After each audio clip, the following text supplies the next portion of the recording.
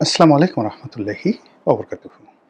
সম্মানিত দর্শক, যে বিষয়টি নিয়ে আলোচনা করছি এটি হয়তো অনেকের কাছে খুব আশ্চর্য লাগতে পারে যে ১৭ বছর পর বিএনপি ক্ষমতায় এসছে। যেদিকে তারেক রহমান সাহেব তাকাচ্ছেন সেদিকে সব জ্যোৎস্নার আলোতে প্লাবিত হয়ে যাচ্ছে। যেদিকে বিএনপির নাম উচ্চারিত হচ্ছে সেদিকে শুধুমাত্র গোলাপের বাগান ফুটে যাচ্ছে। চারিদিকে সুবাস মৌ মৌ করছে। তো সেখানে বিএনপি কেন ইতিহাসের সবচেয়ে খারাপ সময় পার করছে? এই কথাগুলো নিয়ে আলোচনা করব। আজকের এই দিনে আমি যে বিএনপিকে নিয়ে কথা বলেছি বা বলছি, ঠিক একই কথা ২০১৪ সনে যখন আওয়ামী লীগ একটা বিনা ভোটে নির্বাচন করল, সেই নির্বাচনের পর যে ঠিক সরকার গঠন করার ১ সপ্তাহের মাথায় ঠিক এরকম কথা আরও নিষ্ঠুরভাবে বলেছিলাম, এবং সেটা টেলিভিশনে, কোনো পডকাস্টে নয়, তৃতীয় মাত্রাতে বলেছিলাম যে এমন একদিন আসবে ২০১৪ সনের নির্বাচনের ঠিক ১ সপ্তাহ পরে এমন একটা সময় আসবে যখন আওয়ামী লীগের অফিসের তালা খোলার মতো কোনো লোক থাকবে না। নাম্বার 1, আওয়ামী লীগের পতন খুব অনিবার্য। যদি আওয়ামী লীগ খুব দ্রুত এই পতনটা ১ বছরের মধ্যে হয়, আওয়ামী লীগের ক্ষয়ক্ষতি কম হবে। যত বেশি হবে ক্ষতির পরিমাণ বাড়তে থাকবে। কেমন ক্ষতি হবে? সেটি হলো যে একটি বস্তু আপনি যদি দোতলা থেকে ফেলেন, ওটার জন্য যত ক্ষতি হবে, যদি ১০০ তলা বিল্ডিং থেকে উপরে থেকে ফেলেন, সেটা তছনছ হয়ে যাবে। যদি আওয়ামী লীগ খুব দ্রুত একটা নির্বাচন দিয়ে দেয়, তাহলে তারা পরাজিত হবে কিন্তু ক্ষয়ক্ষতি কম হবে। কিন্তু ১০ বছর পরে যদি তাদের পতন হয়, জাস্ট এই ল্যাঙ্গুয়েজ, তাহলে তাদের অস্তিত্ব নিয়ে টানাটানি লেগে যাবে। দেখেন সেই ঘটনাগুলো ঘটে গেছে আফটার 10 ইয়ার্স। ২ নম্বর একটা জিনিস বলেছিলাম যে আমাদের দেশে যে স্বৈরাচারী শাসন, শুধু আমাদের দেশে নয়, পাকিস্তানে এরা ৮ থেকে ১০ বছরের বেশি কখনো টেকে না, যে কোনো মন্দ জিনিস। আমাদের দেশে সেই পাকিস্তান জমানা থেকে, আইয়ুব খানের জমানা থেকে কেউ ১০ বছর অতিক্রম করতে পারেনি। তো সেই দিক থেকে যেটি হচ্ছে যে আওয়ামী লীগ ১০ বছরের বেশি হাইয়েস্ট টিকতে পারবে, নট মোর দ্যান দ্যাট। এই কথাগুলো বলেছিলাম। আর সেই বোধ থেকে আজকে বিএনপিকে আমি এই কথাগুলো বলতে চাচ্ছি। বিএনপি ক্ষমতায় এসছে, কিন্তু আওয়ামী লীগ অতীতে ২০০৯ সনে যেভাবে ক্ষমতায় এসছে তার চাইতেও অনেকটা, অর্থাৎ ২০০৮ সনে যেভাবে ক্ষমতায় আসছে তার চাইতে আরও বেশি কমপ্লেক্স, শুধু এতটুক বললাম, যেটা জটিল কুটিল একটা পরিবেশ পরিস্থিতিতে তারা ক্ষমতায় আসছে। এগুলো এক। ২ নম্বরে হলো যে এখন বিএনপির যে অবস্থা, সেই অবস্থাতে বিএনপির জন্য একটা ব্রিদিং টাইম দরকার ছিল। ২ বছর তারা একটা ব্রিদিং টাইম পেয়েছিল ডক্টর মোহাম্মদ ইউনূসের জামানাতে।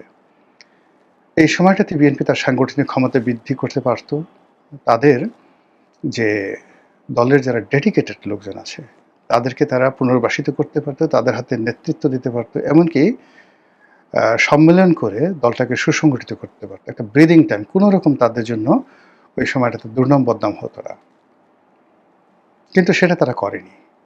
আর এর মধ্যে টানাপোড়েন চলল ২ বছর, ১৮ মাস, ১.৫ বছর। আর এরপরে বিএনপি ক্ষমতায় আসলো। এখন হাজার হাজার হাইব্রিড, হাজার হাজার মুরগি কাউয়া, যেটা আওয়ামী লীগ জামানাতে আমরা বলতাম বিভিন্ন লোককে, তারা এসে ক্ষমতার পাদপীঠে এইভাবে ঢুকে পড়েছে। বিএনপির যারা খোদ একেবারে ডেডিকেশন রয়েছে, জীবন যৌবন বিএনপির জন্য শেষ করে দিয়েছে, তারা পাগল হয়ে ভাবছে যে এটা হলো কি করে, এটা কি করে হলো। ২ নম্বর হলো যে যেহেতু তারেক রহমান সাহেব ১৭ বছর দেশের বাইরে ছিলেন, তিনি বাংলাদেশের বাস্তব অবস্থা বুঝতে পারেননি, পারবেনও না। বুঝে ওঠার আগেই রাষ্ট্রীয় প্রোটোকল, রাষ্ট্রীয় পদ পদবি, এসএসএফ, সিএসএফ, তার নিজের যে প্রোটোকল এবং এক রাশ হাইব্রিড দ্বারা তিনি এমনভাবে ঘেরাও হয়ে পড়েছেন। ইতিহাসে রুকনউদ্দিন মুবারক শাহ নামক একজন বিখ্যাত দাসবংশীয় সম্রাট ছিলেন, গিয়াসউদ্দিন বলবনের নাতি। এই ভদ্রলোক সিংহাসনে, রুকনউদ্দিন মুবারক শাহ, আমি আবার বলছি, এই ভদ্রলোক সিংহাসনে বসার পরে ঠিক যেই অবস্থা হয়েছিল, তারেক রহমান সাহেব ঠিক সেই অবস্থার মধ্যে পড়েছেন। খুশবন্ত সিংয়ের দিল্লি বইতে মানে এই ফখরুদ্দিন মানে রুকনউদ্দিন মোবারক শাহ, তার কাহিনী চমৎকারভাবে বর্ণনা করা হয়েছে। ইতিহাস ইটসেলফ বারবার ঘুরে ফিরে একইভাবে আসে। তো উনি এখন অনেক সুন্দর কথা বলছেন, ঘোরাফেরা করছেন, যা কিছু দেখছেন এগুলো সব হাওয়া। এ হাওয়া এরশাদের ছিল, এ হাওয়া খন্দকার মোশতাকের ছিল। খন্দকার মোশতাক ক্ষমতায় বসছে, আওয়ামী লীগের বড় বড় নেতারা গিয়ে পা ধরে সালাম করে উপর হয়ে বসে পড়েছে তার মন্ত্রিসভায় স্থান পাওয়ার জন্য। হাতে গোনা দুই একজন রিফিউজ করেছে। খন্দকার মোশতাকের কথা বললাম, এই একই হাওয়া শহীদ প্রেসিডেন্ট জিয়াউর রহমানের ছিল, একই হাওয়া এরশাদের ছিল, একই হাওয়া বেগম জিয়ার ছিল। হাওয়া ক্ষমতা যেদিকে যায় হাওয়া সেদিকে প্রবাহিত হতে থাকে। এই হাওয়ায় যারা বিভ্রান্ত হয় তারা সবাই ক্ষতিগ্রস্ত হন। তা সে যিনি হাওয়ার মালিক, যিনি হাওয়া দেন তিনি, অথবা যারা এই হাওয়ায় যারা গা দুলাতে থাকেন তারা সকলেই কিন্তু ক্ষতিগ্রস্ত হন। তো সেই দিক থেকে এখন বিএনপি যে স্পর্শকাতর অবস্থায় রয়েছে তার মানে একটা নির্দিষ্ট জায়গাতে, আপনার ধরেন একটা দেহ আইসিইউতে ছিল দীর্ঘদিন, হঠাৎ করে সে আইসিইউ থেকে তাকে ছেড়ে দেওয়া হলো, বলা হলো তুমি 80 কিলোমিটার বেগে দৌড়াও। আইসিইউতে 17 বছর থাকার পর একটা মানুষকে যদি দৌড়াতে বলা হয়, তার অবস্থা যা হয় বিএনপির অবস্থা একই অবস্থা। কিংবা ধরুন একটা মানুষ দীর্ঘদিন ধরে বিছানায় শুয়ে আছে, উঠতে বসতে পারে না, ঠিক সেরকম একজন মানুষের মাথায় আপনি 1 মণ ওজন দিয়ে দিলেন, 2 মণ ওজনের একটা বস্তা দিয়ে দিলেন, দৌড়াও। বিএনপির অবস্থা একই অবস্থা হয়েছে। ফলে আনন্দ খুব ক্ষণস্থায়ী আনন্দ। একটা শিশুর হাতে একটা বেলুন দিলে শিশুর যেভাবে লাফায়, এখন রাষ্ট্র ক্ষমতা বিএনপির জন্য ওইরকম একটা বেলুনের মতো হয়ে গেছে, ফাঁপা বেলুন। না আছে অর্থ, না আছে প্রশাসন, না আছে কোনো কিছু, নাথিং। চারিদিকে শুধু চক্রান্ত, হাহাকার, সব কিছু। ঠিক এরকম অবস্থায় যদি একটা দেশকে নেতৃত্ব দিতে হয়, তাহলে ঠিক নেপোলিয়ন বোনাপার্টের মতো একজন মহামানব দরকার। তারেক রহমান সাহেব নেপোলিয়ন বোনাপার্ট হতে পারবেন, বা তার কি সেই বিশ্বাস আছে? তিনি কি নেপোলিয়ন বোনাপার্ট সম্পর্কে স্টাডি করেছেন? হাউ হি ওয়াজ মানে গ্রেটার অর গ্রেটেস্ট? কিংবা এই অবস্থাতে সিভিল ওয়ার মোকাবেলা করার ক্ষমতা ছিল জুলিয়াস সিজারের, তার কি সেটা আছে? এরকম একটা অবস্থাতে কিন্তু পড়েছিল। কিংবা ঠিক এরকম একটা অবস্থাতে দুজন লোক পড়েছিলেন, পারস্যে সাইরাস দ্য গ্রেট, আর তারপরে সাইরাসের মৃত্যুর পরে তার ছেলে যে সম্রাট হয়েছিলেন এটা পাগলা। তারপরে দারায়ুস ক্ষমতা এসেছিলেন। ঠিক এইরকম একটা অবস্থাতে তৈরি হয়েছিল এবং তারা সবাই গ্রেটেস্ট ছিলেন। একই অবস্থা ভারতবর্ষে, একই অবস্থা ভারতবর্ষে হয়েছিল বহুবার দিল্লি সিংহাসনে।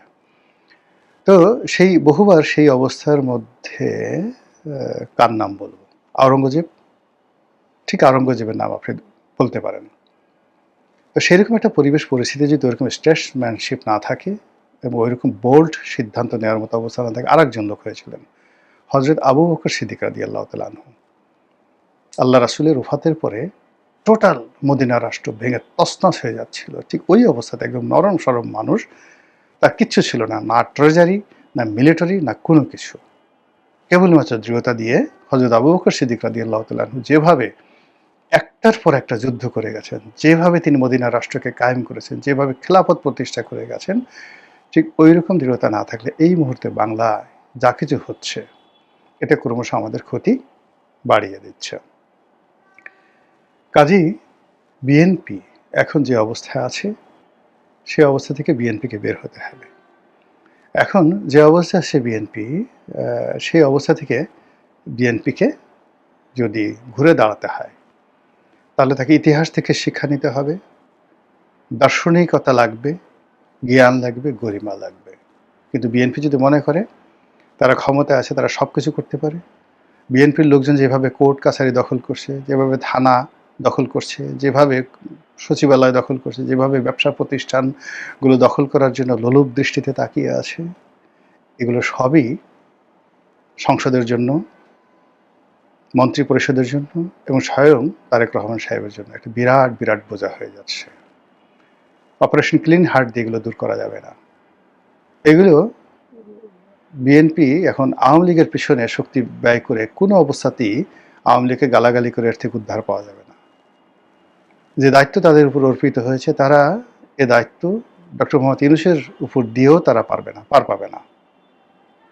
কাজেই তাদেরকে এই মুহূর্তে এ দায়িত্ব বহন করার মতো যোগ্যতা অর্জন করতে হবে, দৃঢ়তা অর্জন করতে হবে। আদারওয়াইজ মানে বাঘের পিঠে চড়ে কান চুলকালে যে অবস্থা হয়, ঠিক সেরকম একটি অবস্থা তাদের জন্য তৈরি হয়ে গেছে। মহান আল্লাহ আমাদের সবাইকে হেদায়েত দান করুন এবং হেফাজত করুন। আসসালামু আলাইকুম ওয়া রাহমাতুল্লাহি ওয়া বারাকাতুহু।